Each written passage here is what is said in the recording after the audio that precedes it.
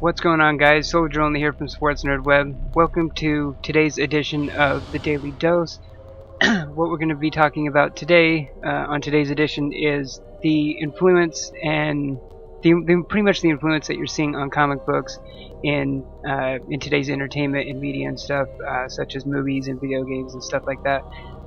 Because obviously you'd have to be living under a rock not to notice the success that you've been noticing of the comic in the film industry, especially with comic book movies, especially with what Marvel has done with their with the Marvel Cinematic Universe, and now you have DC starting theirs as well, and not even just movies, because you're also seeing the gap, or you're seeing the cross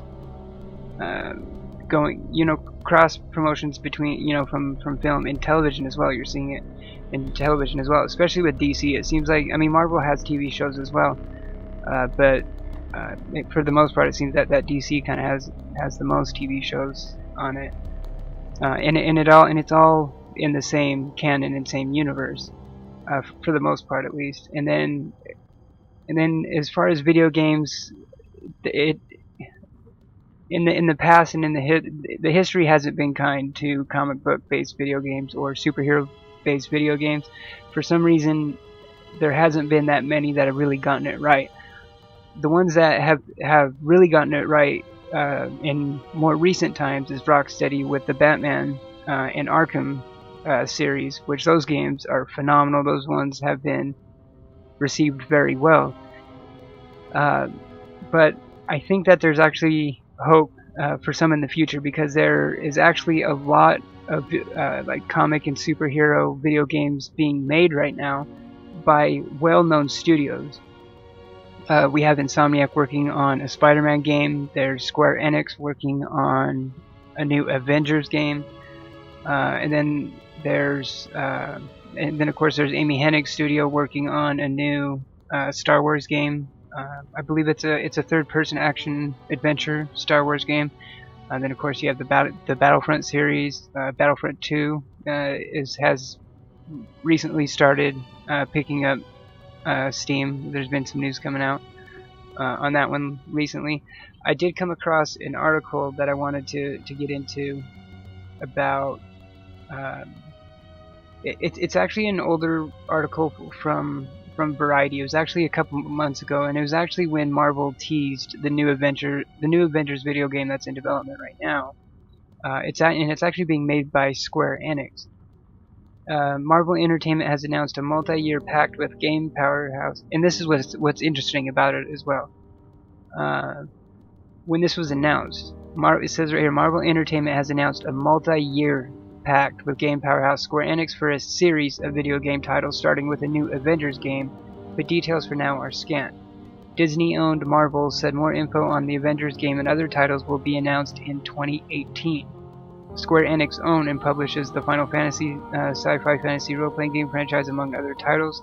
For the Avengers game, Marvel is working with two Square Enix-owned studios, Crystal Dynamics, longtime developer of the Tomb Raider series, and Eidos Montreal, which is known for its Deus Ex series of first-person shooter role-playing games.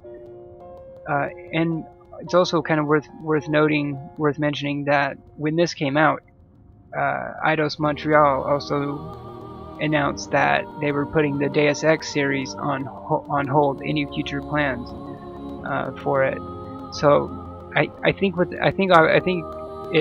it's safe to say that what they're probably doing is putting that on hold and concentrating all their efforts on these Avengers games, because right off the bat they already announced that it's a multi-year it's a multi-year deal for multiple games. It says for a series of Marvel games or of Avenger games. So it's gonna be awesome to see what they come up with these. And then like we said, last year at E3, the Spider-Man game picked up a lot of buzz when just a really quick glimpse was shown of the Spider-Man game that they're working on. I can't remember who made it. There was a somewhat decent Spider-Man game that was made some years back. I think it was Spider-Man 2, actually. I didn't play a lot of it. I did play some of it, and it wasn't too bad. But I cannot wait to see what Insomniac does with the Spider-Man franchise. I mean, Insomniac is no stranger to, obviously, to the platforming genre and stuff like that. So I think a Spider-Man game for them is kind of, it's pretty much right up their alley. Because also look what they did with,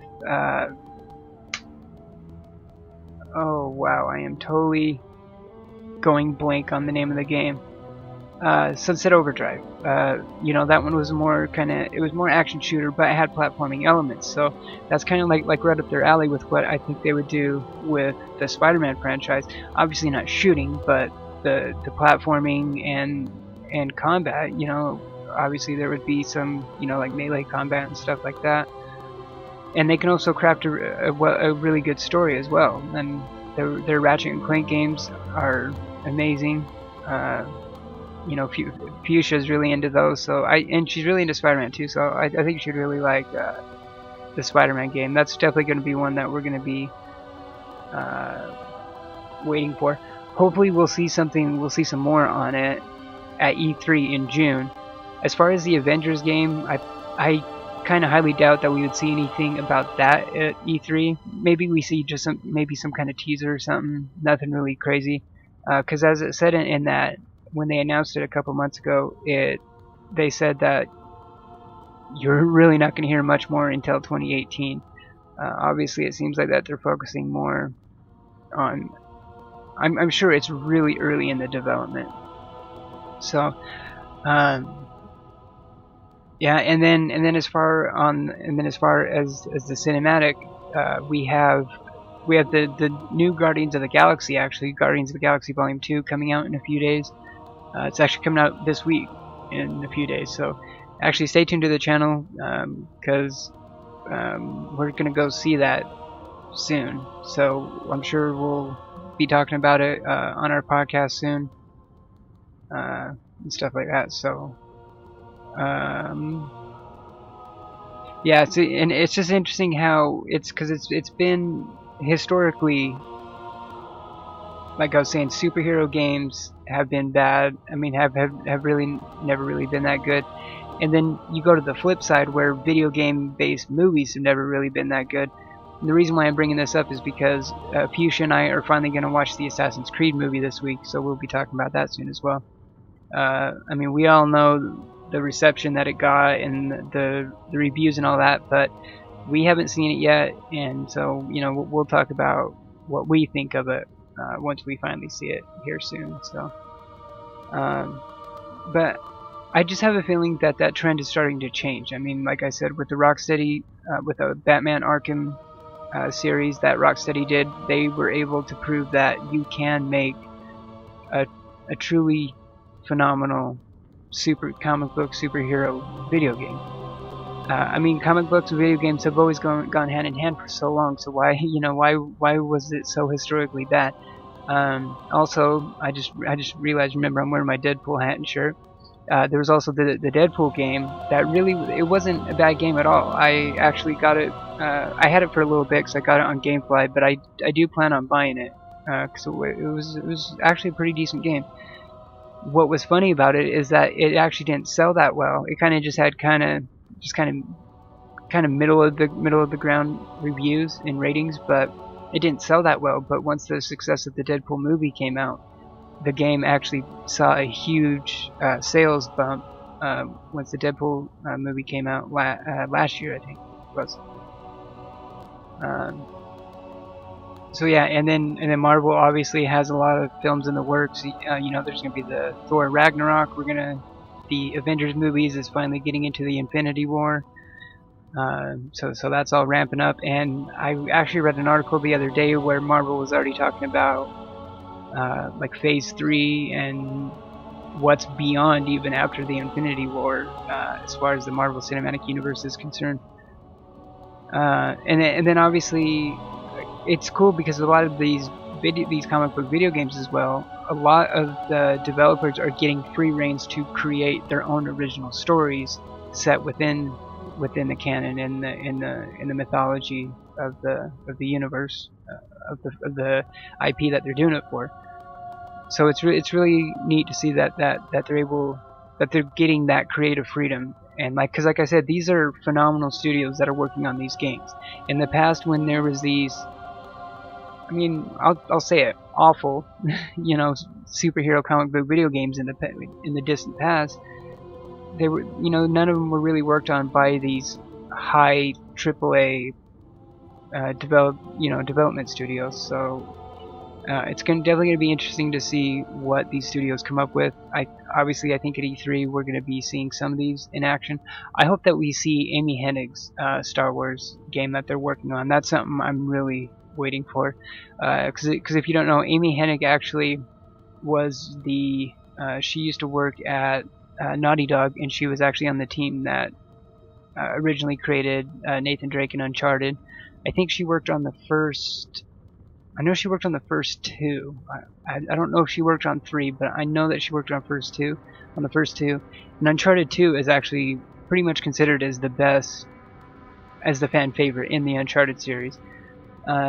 Me personally, if I had to, I know I'm getting off topic here, but me personally, if I had to pick a favorite in the Uncharted series, it's hard. They're all really good. And Uncharted 4 though is one of my favorite games of all time. I'm actually thinking of doing another playthrough on it now that I have the PS4 Pro, because I heard that game did get a patch, a PS4 Pro enhancement patch. So because when I completed Uncharted 4 when it originally came out, that was back on the base PS4. So I kind of want to, and now that I'm streaming now as well, because I wasn't streaming back at the time, but now that I'm streaming as well now, I kind of want to do another playthrough of Uncharted 4. But yeah, that was just a tangent off topic. But that's pretty much going to do it for today's edition of the Daily Dose. Thanks for watching this.